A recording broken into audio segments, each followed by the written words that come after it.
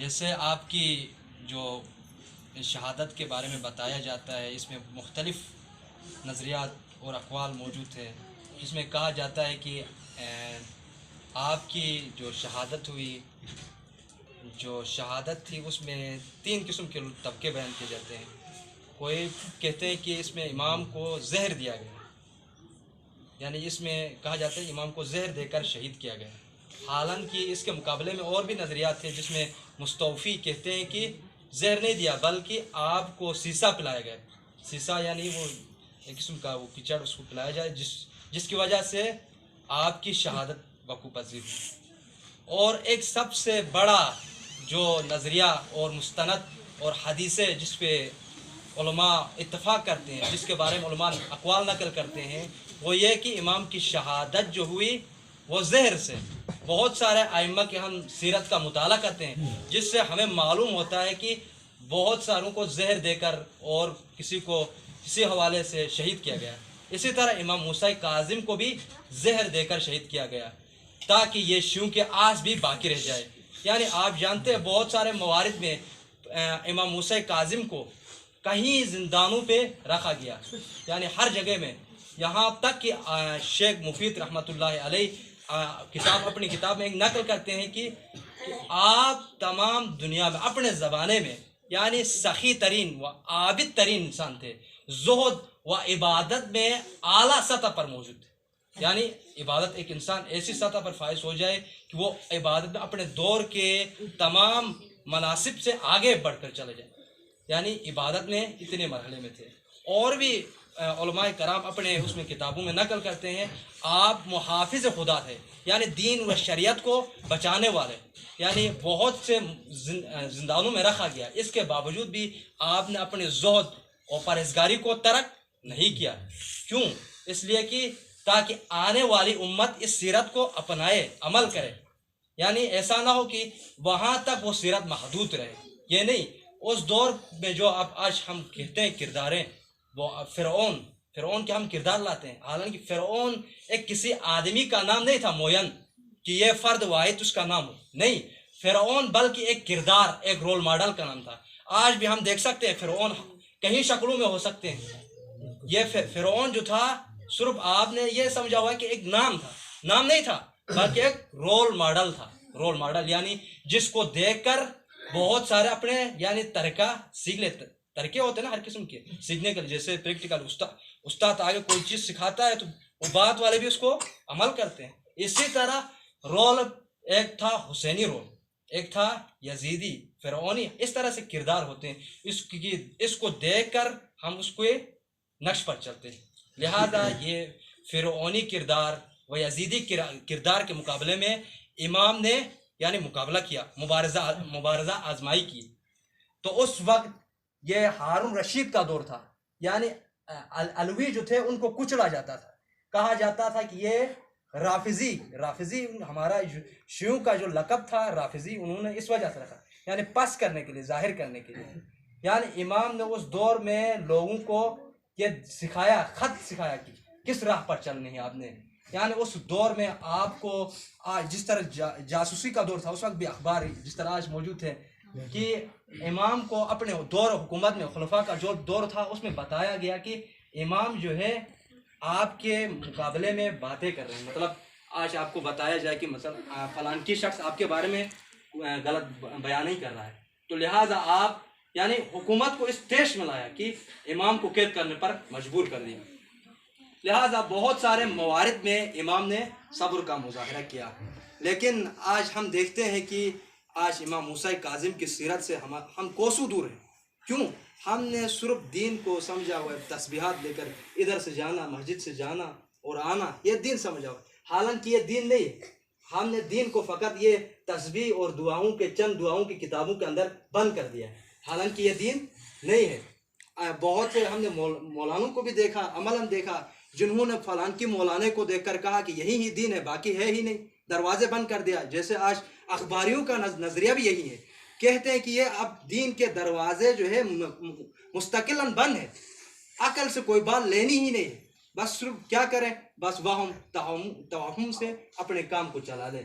यानी उस दौर में इमाम ने अपनी इल्मी मुजाहिरा भी किया, जहादी मुजाहिरा भी किया, हर तरह से लोगों को बेदार, आगाही, शऊर दिलाने की कोशिश की। लेकिन लोग ऐसे थे कि बासुकात मस्जिदें भर जाती थी, खुतबों से खुतबे देते थे इमाम, मस्जिदें भर जाती थी। जब उनके लिए जहाद के लिए बुलाते थे या कोई इनके लिए काम करने की कहते थे, उस वक्त साइड हो जाते थे। आपने बहुत सारे मशहूर सुना होगा हजरत अली के बारे में कि एक जवान आ गया खिदमत ने अमीर उल मोमिनीन के, कहा कि या मौला हमें जहाद का हुक्म दे। तो मौला ने बार बार इसरार करता था कि हमें जहाद का हुक्म दे। तो मौला ने कहा अभी आप जवान ने इस तरह ना करें, आप ये जज्बाती वक्ती है। तो उसने कहा हम जंग करेंगे, हम जंग, आप जहाद के लिए एक दफा हुक्म दे। तो इमाम ने उनको कहा कि आप मेरे लिए जहाद ना करें, बल्कि यही काम करो, जाकर अपने कल सब बाल अपने टिन करके आ जाओ। इमाम ने उसको ये कहा। तो उसने चला गया, नई नई शादी हुई थी उसकी। उसने जाकर कहा कि इमाम ने हुक्म दिया है कि सबको टिन कराने। लेकिन हालांकि जब वहां पर गया तो उसकी बीवी ने कहा इतने खूबसूरत बाल, और उनमें से कलील तकरीबन कुछ बंदू ने बाल टिन किए हो। तो वहां पर वो गया बीवी के पास। उसने कहा कि अभी अभी नई शादी हुई, अरबों का जमाना, वहां पे मुझे बड़े बड़े लंबे रखते हैं, तो ये जमाना है। तो उस वक्त उसकी बीवी ने यह कहा, तो उसने कहा कि अब बाल नहीं कटा लो, आप छोटे कर लो, कलम निकालो, आज के दौर में कलम निकालो थोड़ी सी। तो इमाम को क्या पता चलेगा। यही जब उस बंदे ने बालों को थोड़ा कटिंग करके चला गया आगे जाकर, पहली सब में खड़ा नहीं हो, बल्कि उसने उसकी बीवी ने मशवरा दिया था कि आप तीसरी चौथी सब में खड़े हो।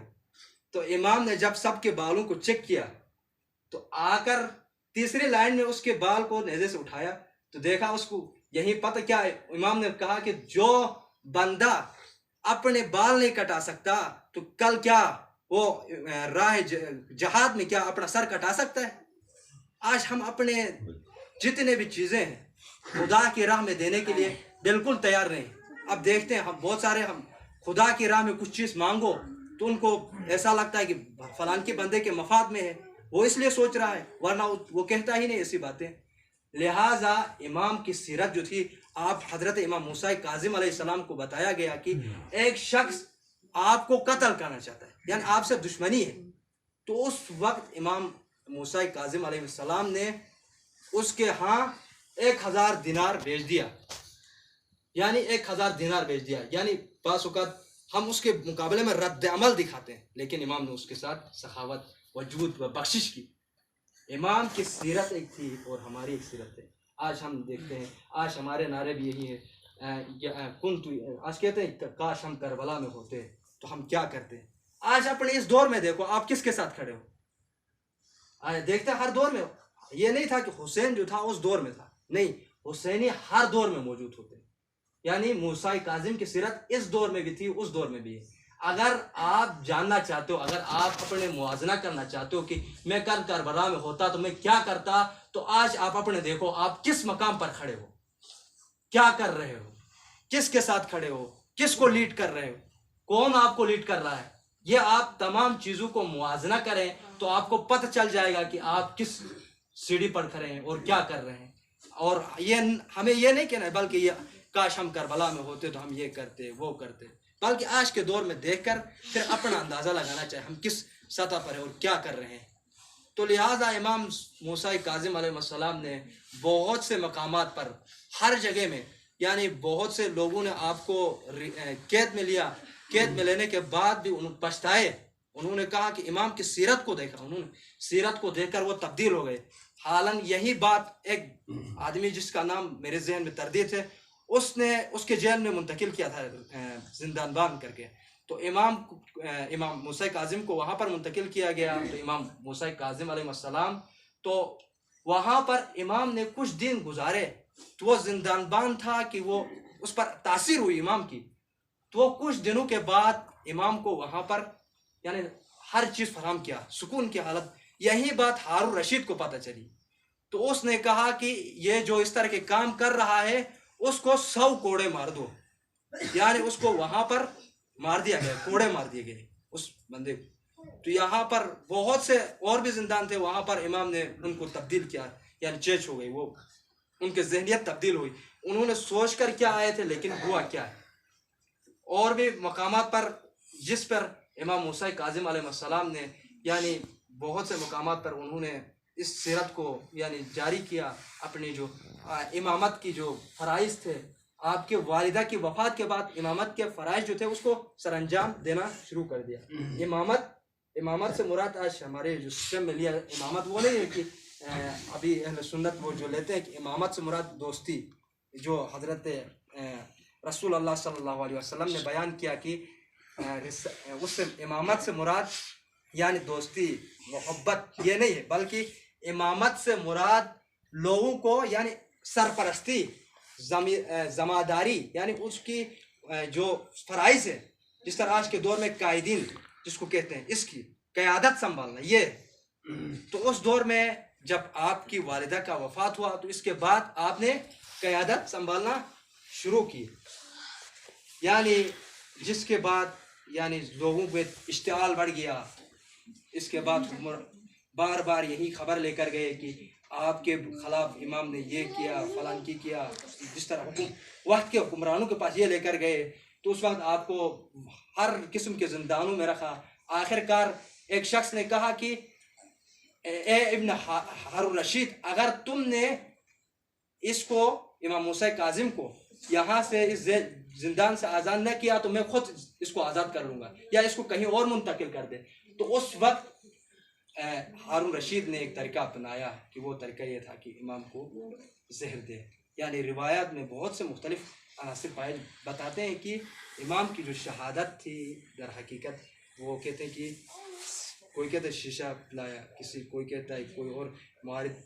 सबसे जो मुस्तनद दलील थी यही कि वो जहर दिया गया, इमाम को जहर देकर शहीद किया गया।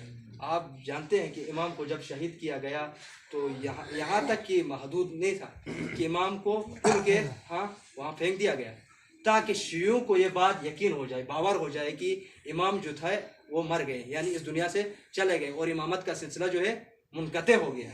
ये उन्होंने ये काम किया। जैसे हमारे इमामों ने तो बहुत सारी कुर्बानियाँ दी है, छोटे छोटे बच्चों को भी अपने राह में पेश किया। हमारे अपने वो हालात देखा, हम अपने जायज़ा में क्या कर रहे हैं। जब इमाम हुसैन अलैहिस्सलाम ने हज़रत अली असगर अलैहिस्सलाम हज़रत अली असगर को करबला की तरफ लेकर गए और फ़ौज अशकिया से मुखातब होकर कहते हैं कि ए लईनो, आपको तो दुश्मनी मुझ हुसैन से है, न कि इस 6 माह के बच्चे के साथ है। बस ये कहना था कि दुश्मनों की फ़ौज में अजीब सी हलचल से मच जाती है। जो दुश्मनों की फ़ौज में जो रावी बैठा हुआ था वो रिवायत करता है कि एक लईन आया और उसने कहा कि ए लईन, ए उर्मला, अगर तूने आज तीर नहीं चलाया तो गोया हम आज शिकस्त खा जाएंगे। जब यही लईन जब इतना इसरार करता है कि आखिर में कहता है कि ए लईन, तू तीर चला, आज अगर तूने तीर नहीं चलाया तो हमारी फौज में बगावत हो जाएगी और हमारी फौज शिकस्त खा जाएगी। तो हुरबला पूछता है कि ए लईन, तू ये तो कहता है कि तीर चला, लेकिन ये साथ बताता नहीं, मुअय्यन नहीं करता कि किस पर तीर चलाओ। तो उस वक्त लईन कहता है कि ए लईन, सामने जो तीर नजर आ रहा है उस पर तीर चलाना है, स्याही नजर आ रही उस पर तीर चलाना है। जब ये जुमला कहना था कि हुरबला कहता है कि ए लईन, तू ये कहता है कि मैं इस छोटे से बच्चे पर तीर चलाऊं, तो वो कहता है कि अगर आज तूने तीर नहीं चलाया तो गोया हम शिकस्त खा जाएंगे।